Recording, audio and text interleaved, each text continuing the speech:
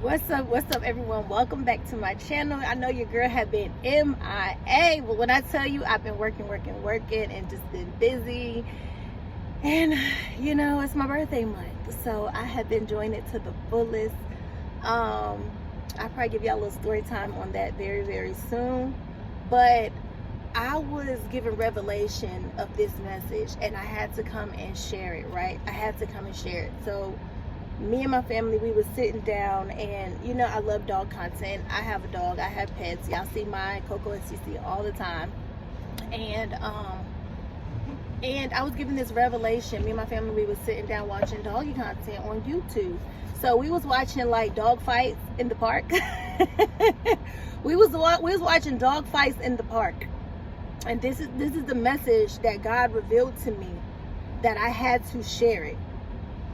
Because this might can help somebody. And I know I talk about not having friends in my mid-30s all the time, and how grateful it is, how peaceful it is. And I don't say that out of contact where I want you to feel like I'm a loner or I'm miserable or I wish I had friends. No, that's not it at all. It's not. I want to bring awareness to it, how good it is, how amazing it is, and how peaceful you feel. And it's drama free, and you get to do this and you get to do that, and you're just free. And you're not always stuck in drama, or you're not worried about how a certain person make you feel, that disturb your spirit. So you just gotta be mindful of that. Not only friends will disturb your spirits, but family will disturb your spirits too. Certain people that y'all talk to occasionally disturb your spirit, but you give people potential and the benefit of the doubt, and you wonder why you feel blah, you wonder why you feel this weight lifted, this weight that's on you, and it's just because you got to remind yourself, who was you just talking to? Sometimes when you're talking to people, that just carries so much weight. You might not even know that person. You might see that, you might run into somebody in Food Line or Target or Walmart, anywhere, and just talking to them can make you feel so much weight, that's on you, because it's hard to talk to a person, especially when they're talking over you, especially when they're talking about their self, and they won't even allow you to talk about you. And you don't make the whole conversation about yourself, but they make the whole conversation about themselves. Sometimes it's just the weight that's talking to people. The weight that you carry just talking to people can be heavy. It can be heavy. So the fact that I haven't had to deal with that in so long, I want to bring awareness to the situation. And that's why I keep talking about not having friends in my mid-30s, or I don't have no friends, and what the definition of friends really mean. I'm raising 2 young women, and I drill this in their head, how people are not their friends, and how it's okay to celebrate and have fun by yourself. Just because not having friends does not mean that the fun stops. The fun is within you, just like the spirit is within you. Your happiness is within you. Your joy is within you. God is within you. So you are within yourself. You are your own friend. But back to the content of the video, what I wanted to share that I was given revelation of. But we was watching dog fights in the park. I never did like dog parks, right? Especially the ones that mix all small breeds and big breeds. Big dogs, small dogs and big dogs, because it is crazy and it can get chaotic, and especially if you don't know how dogs fight. You don't know how dogs fight. If you don't know how dogs play, then you would not understand how they fight. You would not differentiate the two. So I don't know how dogs play, especially when they're using their mouth. To me, nah, they biting. But some people consider it as they playing. I don't know. I can't answer you that question. I do not like doggy parks, okay? So, but I was given revelation of this message, okay, Stephanie, get to the point, okay? But hear me out. Watch this video to the end, okay? Because I hope this is a good point to you guys too. But I brought it to my kids' attention when God revealed it to me, that being in a herd of dogs, being in a group of people, and I'm characterizing it with the dog, being in a group of dogs. Mind my broken finger, okay? Don't pay attention to my broken nail. But if you are in a group of dogs or people and girls, and they having fun, and they joking with you, but it's sarcastic, and you gotta joke back because you feel like they was trying to attack you, and they hitting you and you hitting back, and this is what the dogs are doing in the video. And you got dogs telling the other dog that they don't want to play and giving warning signs. If you don't know what warning signs is when it comes to dogs would kneel, get down low to let them know to stop playing, or they'll lift their head up like this to let them know that stop playing, I'm not playing. Like, they give you warning signs. So I say that to say that that's what these dogs was doing, giving others warning signs. And you got to be mindful of the crowds that you are in. And that's what people do. People would like how the dogs nitpick with each other and poked each other. That's what they was doing. And then you had a crowd of people, just the owners or whoever, the dog owners, just watching and standing by and not trying to prevent it. They wasn't trying to prevent it. They saw the dogs kept higher at the other dog, and then the other dog higher back, and then the other dog walk away, and then the other dog just come behind him and sniff his tail. And this is how people are in large crowds. This is how friends are in large crowds. Whether your crowd is 5, whether your crowd is the number of 3, like whether you got 5 friends or 3 friends or 10 friends, and y'all just in this hurdle and all this drama and all this commotion and all this, back talking and jealousy and enviness. That's what goes on in the human natural form versus a dog form. This is what goes on in the human natural form, and especially when you have a group of friends. Somebody's jealous of somebody, somebody's envious of somebody's giving special attention to somebody more than they're giving special attention to you. Somebody, y'all go to these clubs, or y'all go to these parties and events and things of that nature, and then somebody didn't like what somebody said at the event or how somebody reacted. Guess what? They getting on the phone and they talking about it. They talking about you. They talking about you. Whether you believe it or not. But next thing you know, y'all get back together and y'all act all buddy and friends, and y'all act like y'all the best of friends. I'm so glad that I was freed from certain situations, and looking back over it, I'm glad what I know now that I didn't see years ago. Yeah, that I didn't see years ago. That I'm glad now that I see certain things, and I'm like, I'm open to it. I'm awake from it. I'm awake. And in this season, I want friends that have a genuine heart that's like mine. That's what I'm searching for. I'm not saying that, not having friends, that you should just be lonely altogether. No, but you got to find, just like y'all want that man that equal up to what your benefits and your requirement is.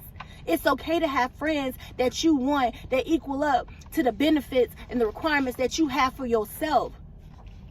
You want people that have a good heart like you have a good heart. You want a man that have a good heart like you have a good heart. Some of y'all are so quick to let go of that man that treated you wrong or did you dirty. I mean, not to let go of that man that did you wrong and did you dirty, but you'll let go of that friend that actually have a good heart, that actually did stuff for you, or whatever the case might be. That's sad. But I was able to show my kids from that moment how them dogs was attacking each other, and that's how it is when you are in a group of friends. Then you got certain dogs that are introverted on the playground that wasn't even in the chaos, and that's how it should be, and that's how it is. It's okay. It's so much more peaceful on the other side. Just like some people don't belong in relationships, it's because they feel, or they got to the realization that it's so much peaceful being alone and being by themselves. So it's okay to have friends, and not to have friends and be by yourself until your kingdom friend come. I'm in this season now where I just want kingdom friends, because I did all the other friends back in the day, and whatever the case might be. I realized that that's the next level for me, and I feel like that's what God's going to bring me, and that's what he has next for me. And that's why the people in the past had to go, so God can make room. Woo, Jesus!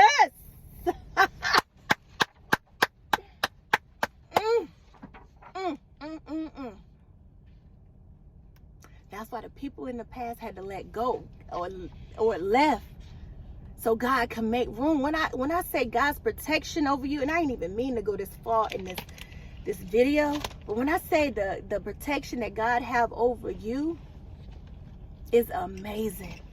So when people leave out of your life, or circumstances that you're not even dealing with no more, that is God's protection. Sometimes we may not even understand. But we got to ask God for peace from all understanding, and that's what he gave me. I have so much peace. I have so much happiness. I don't have to have people in my ear saying that you fake, you happy all the time. Da, da, da. Why are you so happy all the time? You know why I'm so happy all the time? Because I have God. That's why I'm so happy all the time. Because I have an amazing husband. That's why, amazing husband. That's why I'm so happy all the time. He makes my life easy. God makes my life easy. Oh, Jesus.